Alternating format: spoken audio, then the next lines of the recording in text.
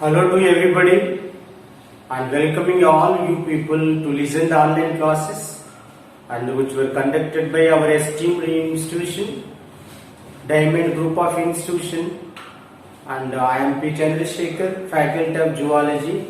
Today we will discuss some of the interesting and important topic of first year.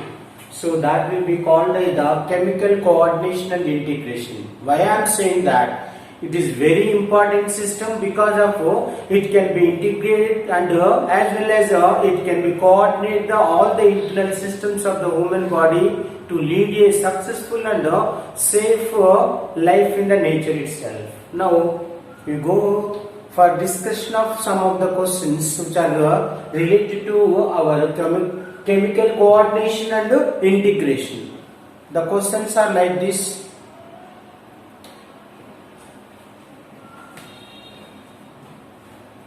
Now the first question is that which of the following disease is not a hereditary disease itself? So the question is asking that among the four of the options which is not supposed to inherited from the parents to the offspring itself. So the options are like this: cretinism, and B is the hemophilia, and C is the cystic fibrosis, and D is the thalassemia itself. The cretinism is one of the disease which is not inherited from the parents to the offspring because of the less or insufficient amount of the thyroxine can be secreted or both hormone can be secreted, that will be leads into cretinism itself. Particularly, so the less amount of the thyroxine can be secreted, that condition can be named by the hypothyroidism. In particularly the children's and the cretinism can be affected. What do you mean of cretinism? Certainly the mental retardation is affected and the stunted growth will be seen and low intelligent coefficient can be developed, and all these characters are collectively present in the offspring who are suffering from the less secretion of the thyroxine by the thyroid gland. That technically that disease can be named by the cretinism, which is not inherited from the parents to the offspring itself. Whereas hemophilia, cystic fibrosis and thalassemia and remaining three of the diseases are naturally inherited from parents to the offspring with the help of genetical disorders, or else some of the defective genes can be carried from the parents to offspring to cause the remaining three of the diseases itself. So that's why in this case the A option is the correct option for this question. So I am selecting the A option is the correct option. Now after that you go for the second question. FSH is produced by, of course you know that FSH hormone is nothing but the follicular stimulating hormone. Irrespective of the male and female reproductive systems, FSH hormone is helpful to stimulate the follicles, particularly ovarian follicles in the female, and whereas in case of male, certainly the germinal epithelium of the testis can be stimulated by FSH hormone, or the germinal epithelium of the seminiferous tubules of the testis of male reproductive system can be stimulated by FSH hormone for the sake of production of the sperms itself. Now the options are here. The A option is the thyroid gland. What I said, the thyroid gland is not responsible for secretion of the FSH hormone. Only thyroxine can be secreted. Whereas posterior pituitary gland is also called neurohypophysis, which is look after to secretion of the two of the hormones. One is called oxytocin, and of course here the ADH hormone vasopressin itself. And after that, C is the correct option, anterior pituitary gland. So anterior pituitary part of the pituitary gland is look after the secretion of FSH hormone, and whereas D is the gonads. Of course the gonads are two types, female gonads and male gonads. The female gonads are present in the form of ovaries which can be secrete the female sex hormone, that is called estrogen itself. And whereas male gonads can be secrete the testosterone is one among the androgen hormones itself. So among the ABC, D only the C option is correct option for this question. Anterior pituitary gland is look after the secretion of FSH hormone itself. So I am opting the C option as the correct option for this question.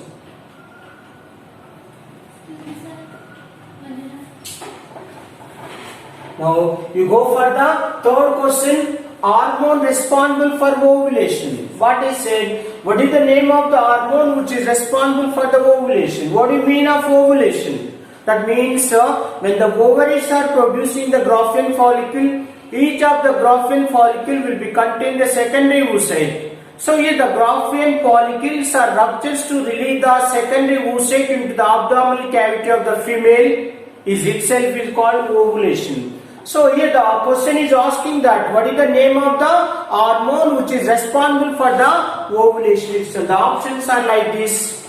A option is the luteinizing hormone, B option is the FSH hormone, and C the progesterone, and D the testosterone. Here the luteinizing hormone is the correct option for the ovulation, whereas B the FSH hormone is always look after the production of the ovarian follicles. Whereas progesterone is always look after or else to prepare the uterus for the maintenance of the pregnancy itself. And testosterone is always helpful to develop the male secondary sexual characters. So among the A, B, C, D, the only the A option is correct option. That is itself is called the luteinizing hormone, which will be look after the ovulation itself. That's why you are opting the A option as the correct option for this question. Now you go for the next question. Sertoli cells are nourishing cells in testes, and these are also secretory hormone identified. So already we know that the seminiferous tubules are simply composed by germinal cells. The germinal cells are naturally have the two types of the cells: male germ cells or male germinal, just male spermatogonia, or else the second one is the Sertoli cells. So here the male spermatogonial cells or spermatogonial cells are differentiated to form the primary spermatogonia. The sum of the spermatogonia are simply called as the primary spermatocytes. The primary spermatocytes are in a systematic manner they undergoes mitotic and meiosis division to give rise to sperms itself. So whatever the sperms are so far produced from the testes, and they are nourished by the Sertoli cells itself. So that Sertoli cells are doing two of the different functions. The Sertoli cells are not only giving the nourishment to the produced sperms of the testes. In addition to that, the Sertoli cells can be secrete the one kind of the hormone which can be named as the inhibin itself. Now the options are given like this. Sir. The options are given like this. A is the relaxin. Relaxin is not secreted by the hormone. So during the pregnancy time, the relaxin is the name of the hormone which can be secreted. And here the B option is the inhibin. Inhibin is the correct option because of the inhibin is the name of the hormone which can be secreted by the Sertoli cells. And the C option is the gonadotropin. It is also not concerned with the secretion of the Sertoli cells, and testosterone is only secreted by the Leydig cells which are present outside of the spaces of the seminiferous tubules itself. Now, if just among the A, B, C, D, the B option is the correct option for this question. That's why I am opting the B option as the correct option for this question itself. So, what is that? Inhibin. Inhibin is the correct answer and the correct secretion of the hormone by the Sertoli cells. I am opting the B itself.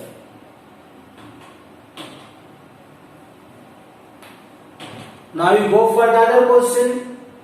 Hypothyroidism causes in adults. What I just said, just now you said that if the hypothyroidism is causes in cretinism in the children's. But whereas the hypothyroidism is causes in adults, the options are like this. So one is the obesity. Of course, the uneven amount of the food particles are taken by the people in uneven times. Certainly that will leads into obesity. That means the body will become abnormal growth and abnormal size of the body, that will be called the obesity. And whereas B is the diabetes. That means malfunction of the insulin which is secreted by the pancreatic gland. If the insufficient amount of the insulin can be secreted by the pancreatic gland, that will be leads into diabetes. Of course, you know that diabetes is differentiated into two types: diabetes mellitus and diabetes insipidus. So here the lack of or insufficient amount of the insulin can be leads into diabetes mellitus, whereas insufficient amount of the ADH hormone can be secreted, that will be leads into diabetes insipidus itself. And C, the cretinism. What I said, the cretinism is one of the effect if the thyroxine of the thyroid gland is insufficiently secreted in the children itself. Whereas if the hypothyroidism means insufficient amount of the thyroxine can be secreted to the adult, that will be leads into myxedema itself. Some of the symptoms can be seen which are related with the myxedema. Here, mental impairment, and they are unable to tolerate the cold, and puffiness. Of course, puff nature or puff shape of the face can be present itself. So these are the some of the symptoms of the myxedema. So that's why I am selecting the D option as the correct option for the hypothyroidism causes in adults. The technical word is given by the scientist to that symptoms is the myxedema itself. Now I am opting the D option itself. Now we go for the other question. Withdrawal of the which of the following hormone is the immediate cause of menstrual cycle or menstruation? So what we have to do, the question is which of the hormone is withdrawn from the body of a female human being and immediately the menstrual cycle will be affected. Now the options are given like this. A option is estrogen. What is it? Estrogen is secreted by the ovarian follicles, and of course ovaries are nothing but the primary female sex organs. The estrogen is always look after the development of secondary female sexual characters itself. FSH hormone, follicular stimulating hormone, is always helpful in the production of ovarian follicles itself. And FSH and LH, these two of the hormones are helpful in the development of ovarian follicles from primary to secondary, secondary to tertiary, and finally they develop into the Graafian follicles by the effect of FSH. Once the ovarian follicles are developed into Graafian follicle, each of the Graafian follicles naturally contain the one of the secondary oocyte. The release of secondary oocyte from the Graafian follicle can be stimulated or influenced by luteinizing hormone. And whereas D is the progesterone. The progesterone hormone may be withdrawn from the female reproductive system. Certainly, the menstrual cycle is immediately affected among the females itself. That's why among the A, B, C, D, the D is the correct option for this question. So I am opting the D option as the correct option for this. So this is the, and now you go for the other question. Addition of which element in water speeds up the metamorphosis in fox tadpole larva itself. You know that. What is the metamorphosis?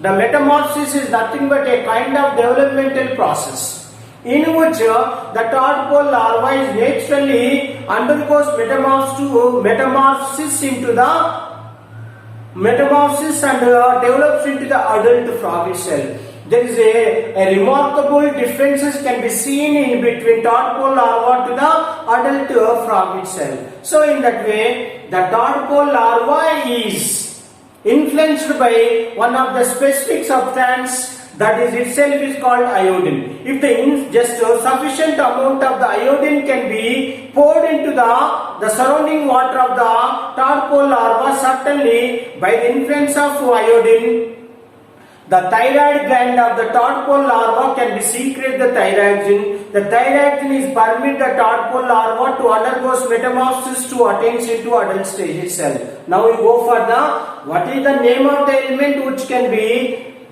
released into surrounding water to speed up the metamorphosis. Now the options are given like this. A option is the iodine. What I said, iodine is the correct substance which is properly utilized by the thyroid gland for the sake of secretion of the thyroid gland itself. And B option is the potassium ions, and C option is the sodium, and D the chloride ions. Here the B, C, D are not at all concerned with the secretion of the thyroid gland by the thyroid gland and permit the tadpole larva to undergo metamorphosis to attain into adult. Only the A option is the correct option for this. I am also opting the A option, which is included iodine itself. Now you are opting the A option itself. A option is the correct option for this.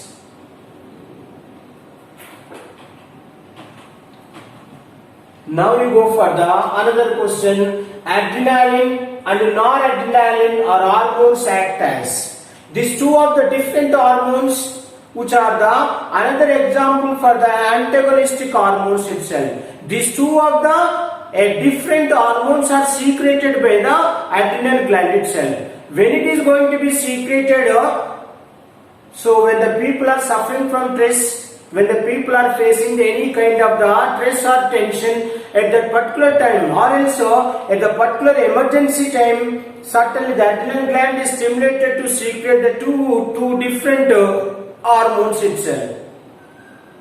But they are also called emergency hormones itself. Okay, now the options are given this. What is the function of adrenaline and noradrenaline hormones itself? The options are given like this. A option is the energy producing agents. These two of the hormones are not at all concerned with the synthesis of energy or providing the energy itself. And B option is the food storage material. These two of the hormones are not concerned with the storage of the food material in the body itself. And C is the neurotransmitters itself. This is the correct option. The adrenaline and noradrenaline are acts like a neurotransmitters which are always permit the body to go out or else fight again at the stress or environmental conditions itself. That's why the C option is the correct option regarding the adrenaline and noradrenaline. They acts like a neurotransmitter, and D option is the energy storage substance itself. It is not at all concerned with this itself. So only between the A, B, C, D, only the C option is the correct option. I too selecting the C option for this question. And after that you go for the other question. Which part of the ovary of mammals act as an endocrine gland after ovulation? Just here the question is asking that after ovulation, you know that ovulation, after release of secondary oocyte from the Graafian follicle can be termed as the ovulation. After completion of ovulation, the remaining Graafian follicles are united to form the specific structure that will be called as the corpus luteum itself. The corpus luteum can be acts like a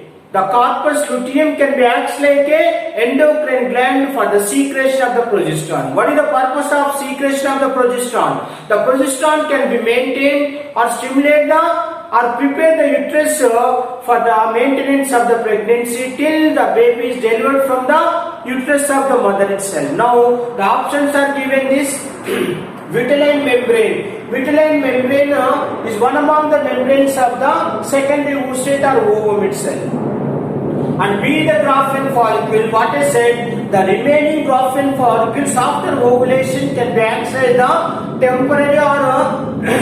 temporary endocrine gland for the sake of secretion of the estrogen and progesterone itself. Particularly the Graafian follicles are look after the preparation of look after the development of corpus luteum and corpus luteum can be secrete the progesterone for the maintenance of the pregnancy itself. And after that C, stoma in the central part of the ovary is the stoma, and D the germinal epithelium. That means each of the ovary is internally lined with the germinal epithelium itself. A, C, D are not concerned with the endocrine, act as endocrine gland. Only the B option is the correct option for this. Graafian follicles can be acted as the temporary endocrine gland for secretion of the progesterone. So that's why I am opting the B option as the correct option for this question.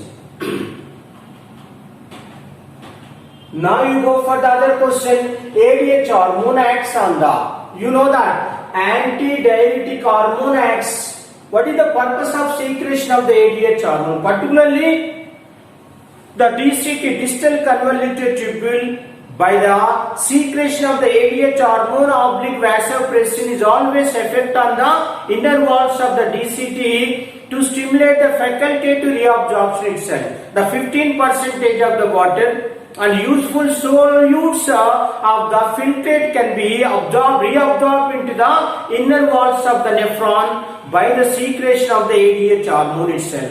If the ADH hormone is not properly secreted, that will be leads into one of the defective character in the body of human being that can be named as the, what I said here,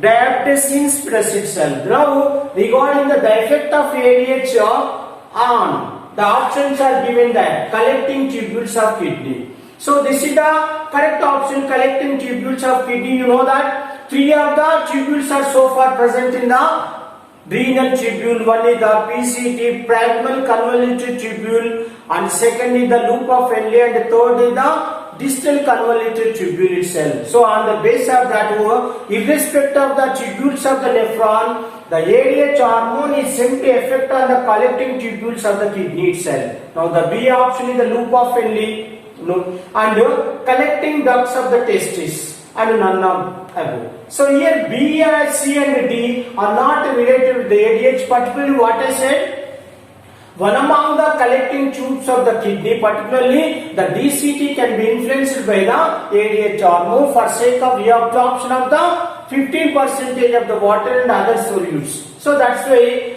so in between or else among the ABCD, the A is the correct option for this, collecting tubes of the kidney. So I am selecting the A option for this question. And after that you go for the next question, body coordinated. Body coordination is maintained by. So here what do you mean of that? All the systems are coordinated and cooperated with each other to perform.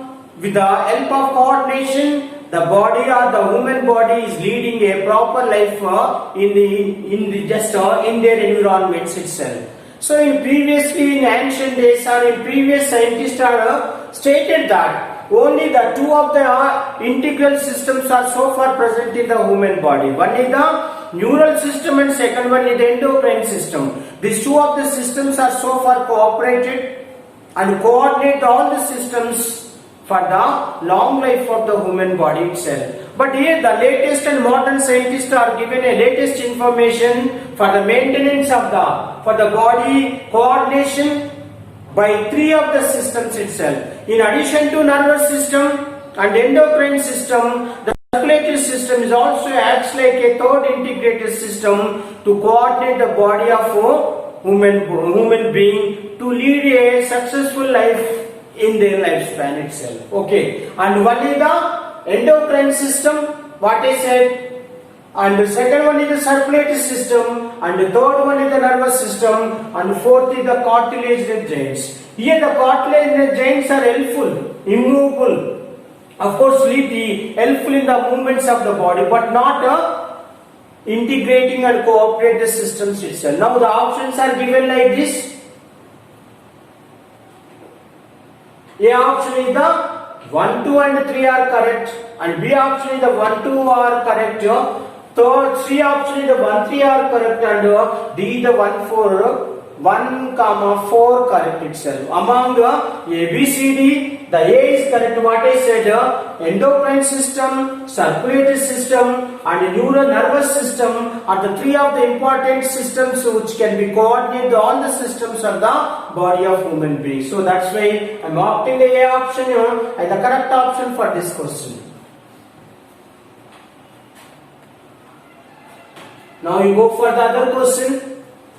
Which one of the following hormones is not a secretion product of placenta? So the question is asking during the pregnancy, the placenta will be look after the secretion of very important hormones. Because of during the pregnancy only, the placenta will be acts actively to secrete the some of the important hormones which will be helpful to maintain the development of fetus. Not only that, it can be maintain the metabolic activities or rate of metabolism of the mother also. So in that way the options are given like this. HCG, human chorionic gonadotropin, and B the prolactin, and C the estrogen, and D the progesterone itself. After 4 months of the pregnancy, certainly the placenta will be look after the secretion of HCG, particularly the progesterone is secreted by the placenta after corpus luteum. Because of the pregnancy, when it is reached to the after 4th month, certainly the corpus luteum can be disintegrated. In place of that, placenta will be acts and became active to secrete the progesterone to maintain the pregnancy till the fertilization can be completed. So in case of this, HCG and as well as estrogen and progesterone, these are A, C, D are the hormones which can be secreted by the placenta, but whereas B is the prolactin. Prolactin is the name of the hormone which is not secreted by the placenta itself. So that's why the question is also asked that which of the hormone is not secreted by the placenta. That's why I am opting the B option as the correct option for this question.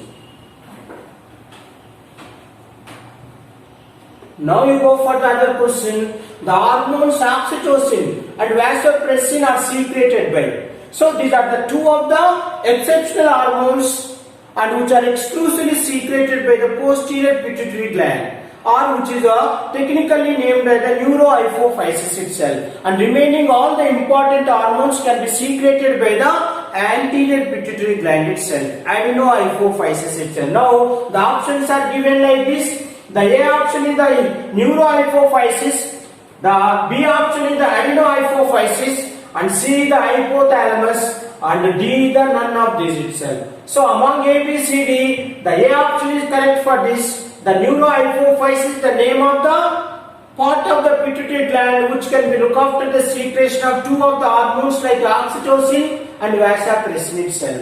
Here, oxytocin is helpful in the ejection of the milk after fertilization from the mammary glands, whereas vasopressin is also named as the ADH hormone, which is always helpful reabsorption of the water and as well as reabsorption of the useful solutes from the filtrate. And which of the part of the pituitary gland can be secreted? The A option is the correct. Neurohypophysis, the part of the pituitary gland which can be look after the secretion of these two of the hormones. So I am opting the A option as the correct. Now you go for the other question. Somatostatin is secreted by. Of course you know that somatostatin is always secreted by the pituitary. Of course, in addition to that, it is nothing but inhibitory hormone itself. Here also the islets of Langerhans can be secreted. Islets of Langerhans is the endocrine part of the pancreas which is composed by three of the cells: alpha cells, beta cells, and delta cells itself. The delta cells of the islets of Langerhans of pancreas is look after the secretion of the somatostatin itself.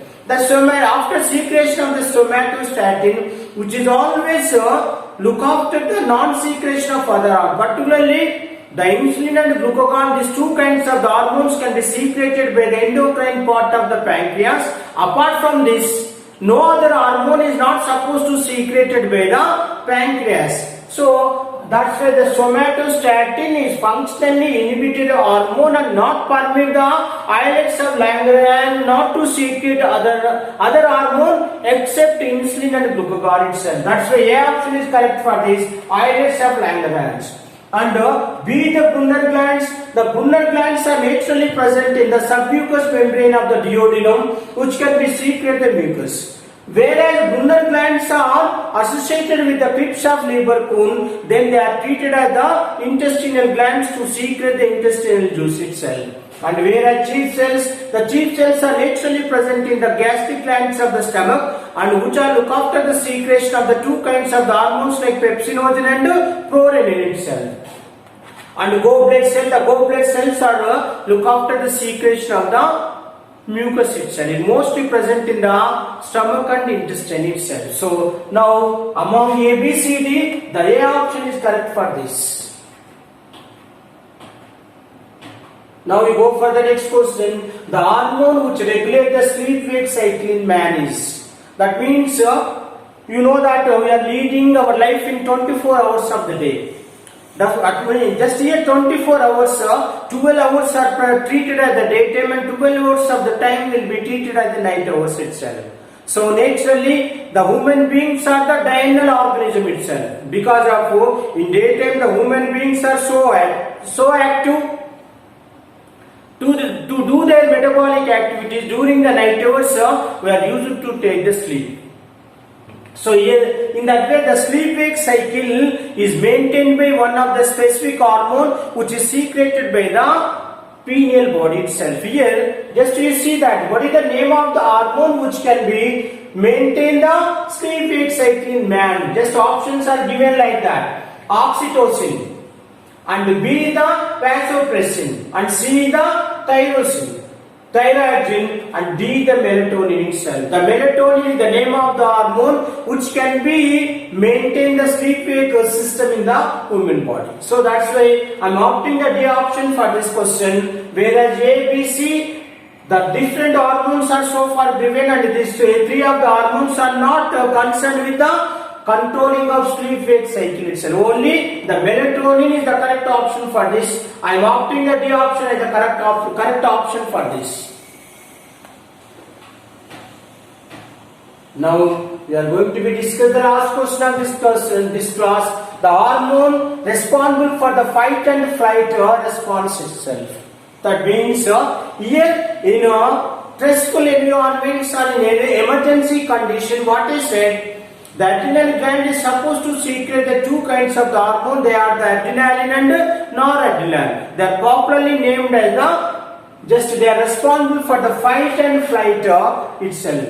And here the A hormone is given adrenaline, B the thyroxine, and C the ADH, and D the oxytocin itself. The A option is the correct. Adrenaline is simply described by the fight and flight response itself. Whereas thyroxine is the growth hormone, and ADH hormone oblique vasopressin is another hormone which will be helpful in reabsorption of the water and useful salts from the filtrate. Oxytocin is another hormone which is helpful in the ejection of the milk from the mammary glands itself. In that way, among the ABCD, the adrenaline is popularly named as described by the fight and flight itself. So that's why I am opting the A option as the correct option for this question. In that way, I am concluding today's class. Thank you very much, and next class we will discuss with another topic itself.